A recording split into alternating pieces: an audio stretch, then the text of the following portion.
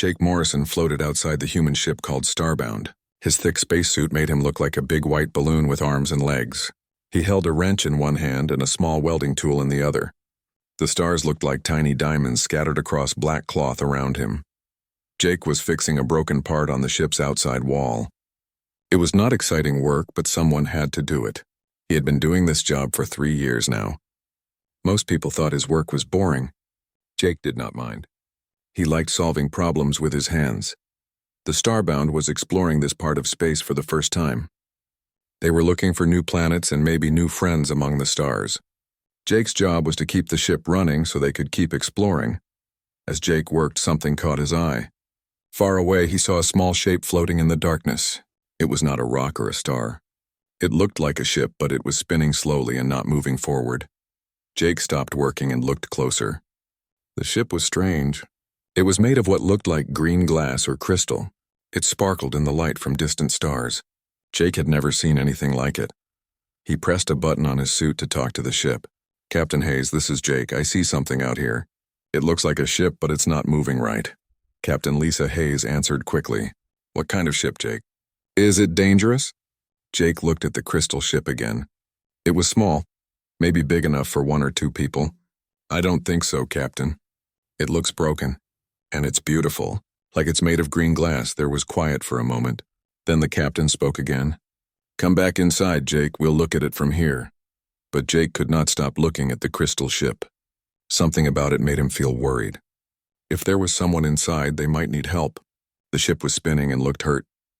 "Captain," Jake said, "I think someone might be in trouble over there. Can I go look?" "Absolutely not," Captain Hayes said firmly. "We don't know what that is. Come back now." Jake understood why the captain said no. It could be dangerous. But Jake could not shake the feeling that someone needed help. He looked at the crystal ship again. One side looked broken, like something had hit it hard. Jake made a choice that would change everything. Instead of going back to the Starbound, he used his suit's small engines to fly toward the crystal ship. He knew he was breaking the rules, but he had to help if someone was in trouble. "Jake, what are you doing?" Captain Hayes asked. Her voice sounded angry and worried. "I'm sorry, Captain, but if someone is hurt over there, I have to try to help them." Jake flew carefully toward the strange ship. As he got closer, he could see it was even more beautiful than he thought. The green crystal walls seemed to glow with their own light. But he could also see the damage. A big hole was torn in one side. Jake found a way to get inside through the hole. His suit's lights showed him a small room filled with strange controls that looked like they were made of crystal too. Everything was quiet and cold. Then Jake saw her. A young woman was lying in what looked like a glass box. But she was not human. Her skin was pale green and seemed to shine softly. Her hair was long and white like snow. She wore clothes that looked like they were made of silver threads. The glass box was clearly some kind of sleeping chamber, but red lights were flashing around it. Jake did not understand the alien writing, but he could tell something was very wrong. The woman looked like she was dying. Jake's heart started beating fast. He had found exactly what he feared, someone who needed help, and he had no idea how to help her. He looked at the controls around the sleeping chamber. They were nothing like human machines, but Jake was good at understanding how things worked. He could see that some crystal pieces were broken and sparking with weak light. Jake tried to think.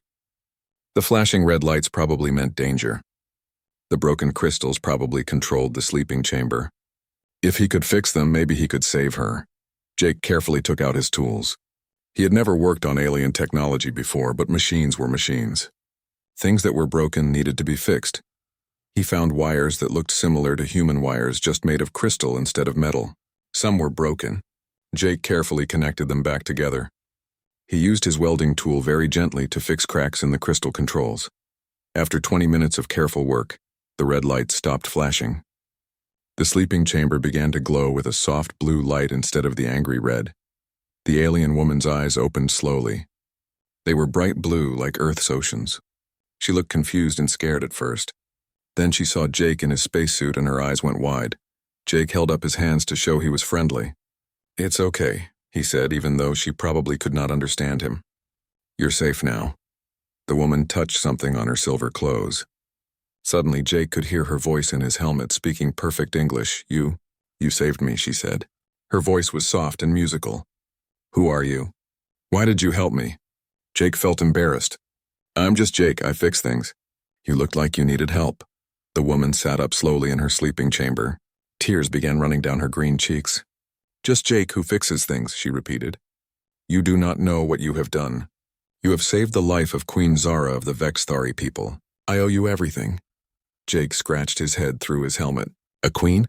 He had just saved an alien queen? This was going to be hard to explain to Captain Hayes.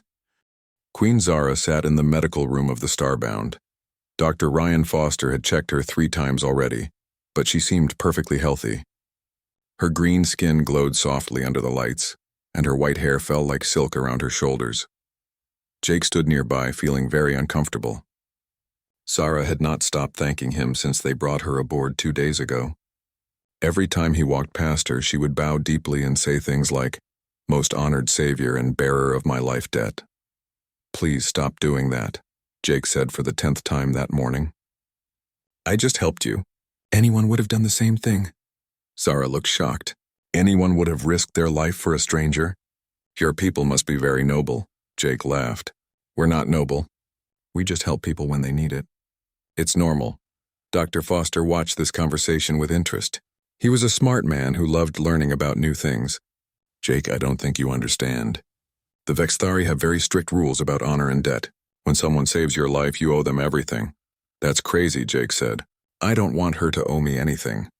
I just wanted to help, Zara spoke quietly. In my culture, when someone saves your life, you must serve them until you can repay the debt. It is the most important law we have. Jake felt even more uncomfortable. Serve me? Like a servant? No way. You're a queen. I was a queen, Zara said sadly. Now I am your life debtor. It is the way. Captain Hayes entered the medical room. She had been talking to Earth Command about what to do with their royal guest. Zara, we've been trying to contact your people, but we can't find any Vexthari ships in this area. Zara's face became very sad. You will not find them. My uncle Veltar and the military took control when they thought I was dead. They probably told everyone I died in an accident. What kind of accident? Dr. Foster asked. Zara looked down at her hands. The kind where someone tries to kill you. My family ruled for 1,000 years, but some people wanted change. They thought we were too soft, too willing to make peace with other species. Jake felt angry. Someone tried to murder you because you wanted peace? Yes. General Korthak said my family was weak. He said the Vexthari should rule the galaxy, not make friends with it. Zara's voice became stronger. I escaped in my personal ship when they attacked the palace, but they damaged my sleeping chamber. I would have died if you had not found me. Amy Clark, the ship's communications officer, came into the room. She was carrying a tablet with lots of information on it. I've been reading about Vexthari culture, she said. The life debt thing is real. It's been part of their society for thousands of years. Can't we just ignore it? Jake asked hopefully. Amy shook her head. Not really. To the Vexthari, breaking a life debt is worse than murder. It goes against everything they believe. Zara nodded. Amy speaks truth. Until I can properly repay Jake, I must serve him. It is not choice. It is who I am now. Jake sat down heavily in a chair. This was not what he wanted. He had just tried to help someone, and now he had an alien queen following him around, calling him master and bowing every 5 minutes. Over the next few days, Zara tried to learn about human culture by watching Jake work. She followed him everywhere. When Jake fixed a broken door, Zara handed him tools. When Jake ate lunch, Zara stood nearby in case he needed anything. This is weird, Jake told his friend Tony Martinez, the ship's pilot. They were eating dinner in the small cafeteria while Zara stood at attention behind Jake's chair. I think it's kinda cool, Tony said. You have your own personal alien queen. She's not my queen, Jake said quickly. And I don't want a servant. I want her to be normal, Zara spoke softly. I can hear you, Jake. If my presence bothers you, I can stand farther away. Jake turned around to look at her. That's not what I meant. I want you to sit down and eat with us. Like a friend, Zara looked confused. Friends do not owe life debts. Maybe not where you come from, Jake said. But here friends help each other because they want to, not because they have to. Jake patted the chair next to him. Sit down, please. Zara looked very uncertain, but she sat down. Jake pushed half of his sandwich toward her. Try this. It's peanut butter and jelly. Very human food. Zara carefully took a small bite. Her blue eyes went wide. This is wonderful. Sweet and sticky? Exactly, Jake laughed. See, this is how humans share. We give each other good things because it makes us happy. For the first time since Jake had rescued her, Zara smiled. It was a beautiful smile that made her whole face light up. Captain Hayes watched from across the room. She had been worried about having an alien royal on her ship, but Jake seemed to be handling things well. The man had a gift for making people feel comfortable. But their peaceful time was about to end. Amy Clark came running into the cafeteria with her tablet. Captain, we have a problem. 3 Vexithari ships just appeared on our sensors. They're coming this way fast. Zara stood up quickly, her face pale. They found me. Are they here to rescue you? Captain Hayes asked. Zara shook her head. If my uncle sent them, they are here to make sure I stay dead. They cannot let me live to claim my throne. Jake stood up too. Then we don't let them take you. Jake, Captain Hayes said carefully. We can't fight 3 alien warships. We don't fight them, Jake said. He was thinking hard. We talk to them. Zara, do your people respect strength? Yes, above all things. What if we show them that humans are strong because we protect people who need help? What if we make them respect us? Zara looked at Jake with wonder. You would risk your ship and your crew for me? Even though you gain nothing? That's what friends do, Jake said simply. Captain Hayes looked at her crew. They were scared, but they trusted Jake. Okay, Jake, what's your plan? Jake smiled. We're going to teach some aliens about human stubbornness. The space station called New Haven looked like a giant metal flower floating among the stars. Its 5 arms reached out in different directions, each one filled with shops, homes, and offices. Ships from many different worlds came here to trade and talk.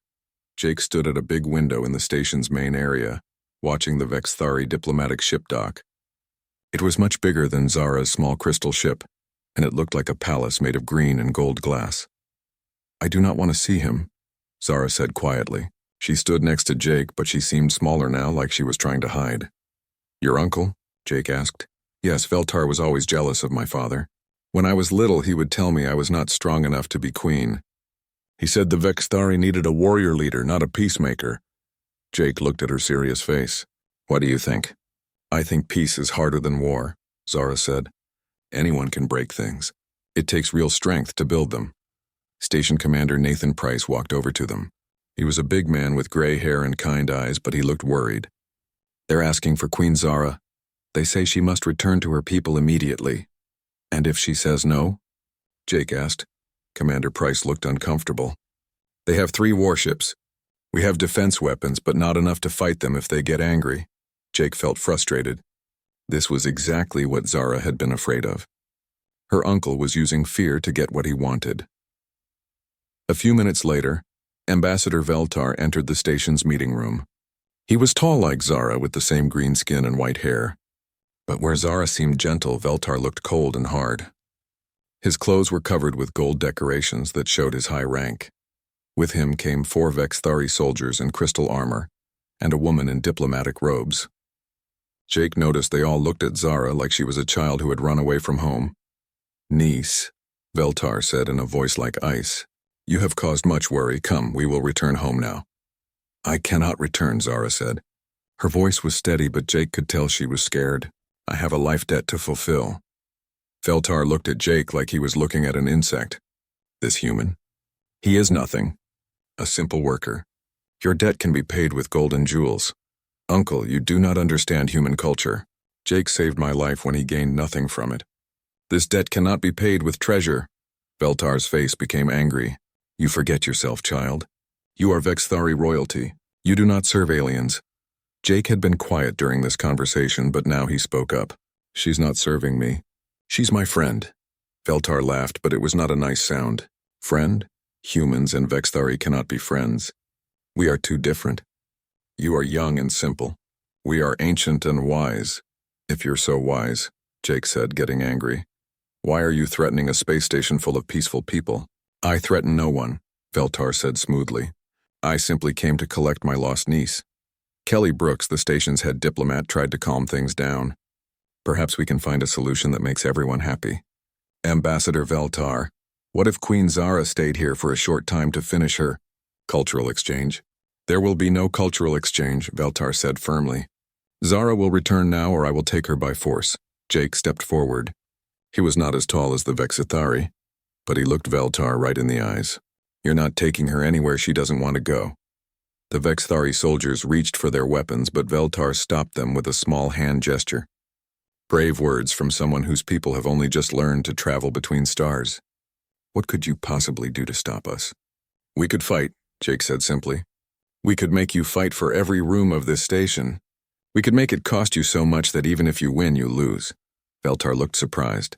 You would die for someone who is not even your species? If I had to, Jake said. That's what friends do. Zara moved to stand next to Jake. Uncle, this is why my people lost their way. You think strength only comes from weapons and fear, but Jake has shown me a different kind of strength. The strength to help strangers. The strength to do what is right even when it is hard. Foolish girl, Veltar said. Your father filled your head with these weak ideas about peace and friendship. Look where it got him. Look where it got your mother and your brother. Zara's face went very pale. You killed them. General Korthax killed them, Veltar said without emotion. I simply did not stop him. They were too weak to lead our people into the future. Jake felt sick. Veltar had helped murder his own family. Jake looked around the room and saw that everyone else felt the same way. Even the Vexithari diplomat looked shocked. You are a monster, Zara said quietly. I am a realist, Veltar replied. The galaxy is dangerous. Only the strong survive. Your father's peaceful ways would have made us slaves to stronger races. No, Zara said, and her voice was getting stronger. My father's ways would have made us friends with other races. We would have been stronger together. Jake watched Zara as she spoke.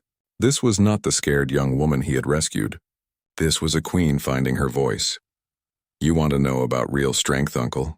Zara continued. Real strength is Jake risking his life for a stranger. Real strength is Captain Hayes bringing me aboard her ship, even though it could cause problems. Real strength is this entire station willing to protect me even though they barely know me. Veltar looked around the room. Jake could see that other people had gathered to watch. Humans, aliens from different worlds, even some of the station's security forces. They were all listening to Zara speak. These people have shown me what true leadership looks like, Zara said. A leader serves their people, not the other way around. A leader builds bridges, not walls. A leader protects the weak, not destroys them. Pretty words, Veltar said. But words will not save you when General Korthax comes for you. And he will come. You are the last heir to the throne. As long as you live, his rule is not secure. Zara lifted her chin high. Then let him come. But I will not hide anymore. My people deserve better than a tyrant and a murderer. Veltar's eyes became very cold. You choose this human over your own blood? Over your own people? I choose what is right over what is easy, Zara said. Jake taught me that. Jake felt proud of Zara, but also worried. She was being very brave, but Veltar still had those warships outside. Veltar turned to leave, then stopped. You have 3 days to reconsider, niece. After that, I will take you back by force. This human and his friends cannot protect you forever. After Veltar left, the room was quiet for a long moment. Then Commander Price spoke. Well, that could have gone better. What do we do now? Kelly Brooks asked. Jake looked at Zara. She looked tired but determined. We help her take back her throne. Jake, Commander Price said gently, we can't start a war with the Vexithari Empire. We're not starting a war, Jake said. We're ending one. Zara's people are suffering under a dictator. If we help her, we could save millions of lives. Zara looked at Jake with wonder. You would do that? Fight for people you have never met. That's what friends do, Jake said again. Besides, someone has to show your uncle what real strength looks like. The planet Crystallis Prime looked like a giant jewel floating in space. Its surface was covered with cities made of green and blue crystal that reached toward the clouds like fingers. But as Jake looked down from the small ship's window, he could see that something was wrong. Many of the crystal towers were dark and smoke rose from several areas. It used to be more beautiful, Zara said sadly. She sat next to Jake, wearing simple clothes instead of her royal robes. When I was a child, the whole planet would glow at night. Now look at it. Jake could see military ships flying around the planet like angry wasps. The crystal cities that should have been full of light looked gray and lifeless. Captain Hayes spoke from the pilot's seat. The resistance contacts should meet us at the old mining station. Are you sure we can trust them? Kira Eth was my childhood friend, Zara said. If anyone remained loyal to my family, it would be her. Their small ship was borrowed from New Haven Station. Commander Price had not officially given them permission to come here, but he had not stopped them either. Jake suspected the commander wanted them to succeed, even if he could not say so out loud. Ben Cooper, the young engineer who had volunteered to come with them, checked his tools for the 10th time. I still can't believe we're doing this. A maintenance crew trying to overthrow an alien government. We're not overthrowing anything, Jake said. We're just helping Zara get back what was stolen from her. Grace Turner, the ship's medic, looked up from her medical supplies. The resistance message said they have wounded. I'll do what I can, but I've never treated Vexthari injuries before. You'll figure it out, Jake said confidently. You always do. The mining station was old and mostly abandoned. It sat on the edge of a crystal forest, hidden from the military patrols that flew over the cities. When they landed, Jake could see why the resistance had chosen this place. The old tunnels would be perfect for hiding. Kiraheth met them at the entrance. She looked like Zara, but her green skin was darker and she had scars on her face and arms. Her clothes were torn and dirty, and she carried a weapon that looked like it was made of focused light. My queen, Kiraheth said, bowing deeply to Zara. We thought you were dead. I almost was, Zara said. Then she gestured to Jake. This is Jake Morrison, the human who saved my life. These are his friends. Kiraheth looked at Jake with curiosity. The human who cost General Korthak sleep? He speaks of you often and not kindly. Good, Jake said. That means we're doing something right. Kiraheth led them into the tunnels. The walls were lined with crystal that gave off a soft light, making everything look like they were walking through a dream. Soon they reached a large underground chamber filled with Vexthari people. Jake was shocked by what he saw. These people looked nothing like the proud, strong aliens he had imagined. They were thin and tired. Many had injuries. Children clung to their parents and stared at the strangers with big, frightened eyes. This is what Korthax calls order, Kiraheth said bitterly. Anyone who speaks against him disappears. Anyone who asks for the old ways is arrested. Families are broken apart to prevent rebellion. Zara walked among her people, touching hands and speaking softly. Jake could see tears in her eyes as she listened to their stories. An old Vexthari man approached them. His name was Elder Thane, and he had been an advisor to Zara's father. My queen, we are grateful you live, but I fear it may be too late. Korthax grows stronger every day. His ships control the skies and his soldiers control the cities. What about the palace? Zara asked. Heavily guarded, Thane said. Korthax has made it his fortress. No one gets in or out without his permission. Jake had been listening to all of this while studying a map of the Crystal City. What if we don't try to fight our way in? He said. What if we just turn off the lights? Everyone looked at him strangely. Turn off the lights? Kiraheth asked. Jake pointed to the map. Every building needs power, right? Even crystal palaces. Where does the power come from? Elder Thane moved closer to the map.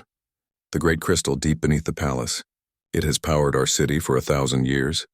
And if something happened to it, the entire palace would go dark, Thane said slowly. The defense systems, the communication arrays, everything would stop working. Ben Cooper understood what Jake was thinking. You want to sabotage their power source. Not sabotage, Jake said. Just turn it off for a while. Like flipping a light switch. Zara looked at the map too. The tunnels beneath the palace are very old. They were built when my ancestors first came to this world. Most people have forgotten they exist. But you remember? Jake asked. Zara smiled. I used to play in them as a child. I know every passage. Over the next few hours, they planned their mission. It was dangerous and probably crazy, but it was also simple. Jake liked simple plans.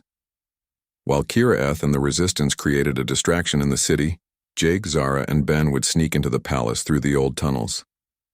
Grace would stay with the Resistance to help the wounded. The tunnels were even older than Jake had expected. The crystal walls were covered with ancient writing and pictures that told the story of the Vexthari people. Zara moved through them like she had walked these paths yesterday. Here, she whispered, stopping at a section of wall that looked the same as all the others. She pressed her hand against a crystal symbol, and part of the wall slid aside silently. They were now inside the palace basement. Jake could hear footsteps and voices above them. Soldiers were everywhere, but they were all looking outward for threats, not inward. The great crystal was exactly what Jake had expected, and nothing like it at the same time. It was huge, taller than a building, and it pulsed with beautiful blue light. Energy flowed from it through crystal conduits that ran throughout the palace. "It's beautiful," Ben whispered. "It's also incredibly complex," Jake said, studying the control systems around the crystal. These controls are completely different from anything human. But as Jake looked closer, he began to see patterns. Energy flowed from here to there. Controls regulated the flow. It was not so different from human systems, just made of crystal instead of metal. "I need about 10 minutes, Jake told Zara. "You have 5, she replied, listening to the sounds above. "I think they know we're here." Jake worked faster than he had ever worked before. He did not try to break anything, just redirect the power flow. If he did it right, the palace would go dark, but the crystal would not be damaged. "Done," he said, just as they heard soldiers running toward their location. Jake flipped the improvised switch he had created. The great crystal's light dimmed to almost nothing. Throughout the palace above them, lights went out and security systems shut down. In the darkness, they heard shouting and confusion. Jake smiled. "Now we go find your throne room." Moving through the dark palace was easier than Jake had expected. The soldiers were running around with emergency lights trying to figure out what had happened. In the confusion, 3 people moving quietly could go almost anywhere. The throne room was a huge chamber with crystal walls that reached up into shadows. In the center sat General Korthax on a throne that had once belonged to Zara's father. Korthax was surrounded by guards with light weapons, but they were all facing the main entrance. No one expected threats to come from the servant passages. Jake's plan was working perfectly. Too perfectly. As Zara stepped into the throne room, emergency lighting suddenly came on. Korthax was sitting calmly on the throne, smiling. "Welcome home, little princess," he said. "I was wondering when you would come to visit." Jake stood very still as 20 Vexithari soldiers pointed their crystal weapons at him. Zara and Ben. The emergency lights cast strange shadows across the throne room, making General Korthax look like a monster from a nightmare. "Did you really think your little human tricks would work against me?" Korthax asked. He was a big Vexithari with dark green skin and scars across his face. "I have been planning for this moment since the day you escaped." Zara stepped forward, no longer trying to hide. "This is my father's throne, Korthax. You have no right to sit there." "Rights?" Korthax laughed. "I have the right of strength. Your father was weak, and weakness does not deserve to rule. My father brought peace to our people for 30 years, Zara said, her voice growing stronger. "How many have died in the months since you took power?" "Enough to secure order," Korthax said coldly. "Order that your pet human has now disrupted."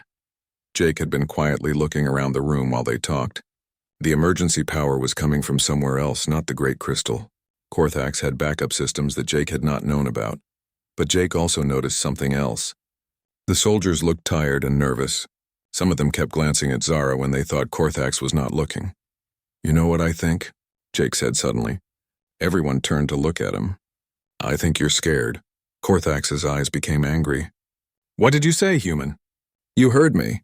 You're scared of a 20-year-old girl. That's why you need 20 soldiers just to feel safe around her." "I fear nothing," Korthax growled. "Really?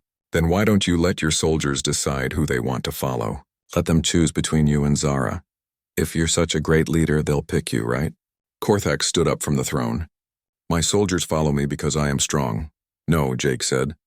"They follow you because they're afraid of what you'll do if they don't. That's not strength. That's just being a bully." One of the soldiers, a young female, lowered her weapon slightly. "General, perhaps we should listen to what the queen has to say." "She is not queen," Korthax snapped. "I am ruler now." "You are a murderer," Zara said clearly. "You killed my family. You destroyed our traditions. You turned our people into slaves in their own homes." The soldier who had spoken looked shocked. "General, is this true?" "It is necessary," Korthax said. But Jake could hear doubt in his voice now. "Sometimes leaders must make hard choices." "Murder is not a hard choice," Zara said. "It is the easy choice for someone too weak to find a better way." More soldiers were looking uncertain now. Jake could see that Zara's words were having an effect. "I offer you a different way," Zara continued, speaking to all the soldiers. "Not rule through fear, but leadership through service. Not strength that crushes others, but strength that lifts them up." "Pretty words," Korthax said. "But what can you offer them?" You are just a child with no army, no ships, no power. She has something better, Jake said. She has friends. At that moment, the throne room's main doors burst open. Captain Hayes ran in with Tony Martinez and several other humans from the Starbound. Behind them came Kira Eth and Elder Thane with dozens of resistance fighters. But that was not all. Behind the resistance came hundreds of ordinary Vexthari people. Workers, merchants, teachers, families with children. They had left their hiding places and come to the palace. How? Korthax asked, looking shocked.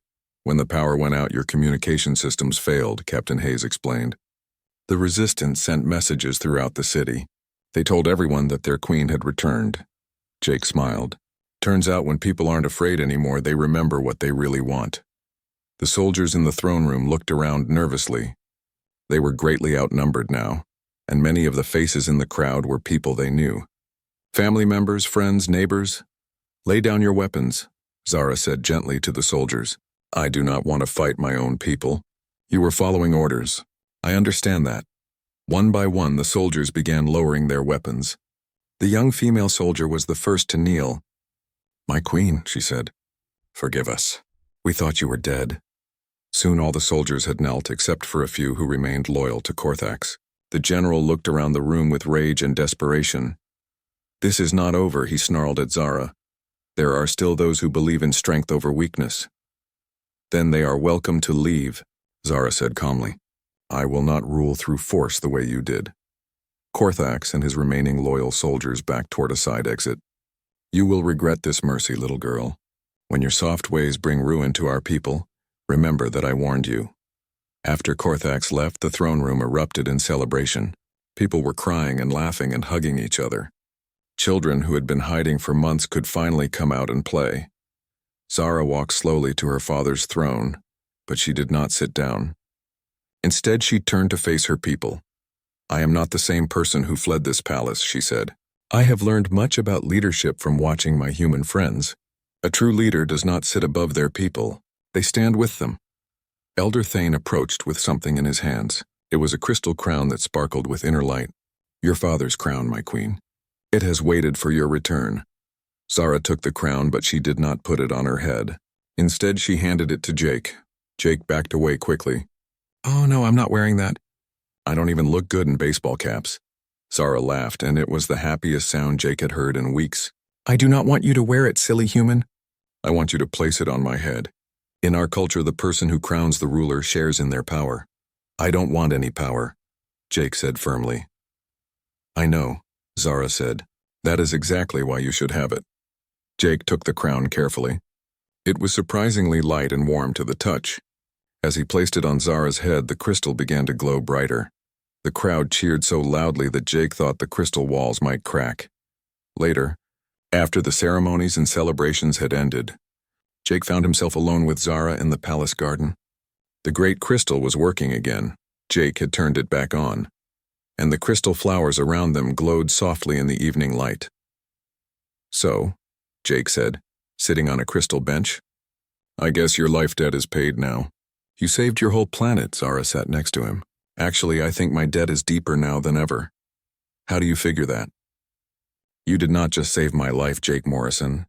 You saved my soul. You taught me what it means to be truly strong. You showed me that the best leaders are those who serve others. Jake felt embarrassed. I didn't teach you anything. You knew all that stuff already. You just needed to remember it. Zara smiled. Perhaps, but I would never have remembered without your example. She reached into her robes and pulled out a small crystal that pulsed with gentle light. This contains the recorded wisdom of my ancestors going back 1,000 years. I want you to have it. I can't take that, Jake said. It belongs to your family. You are my family now, Zara said simply. Not by blood, but by choice. That is even stronger. Jake took the crystal carefully.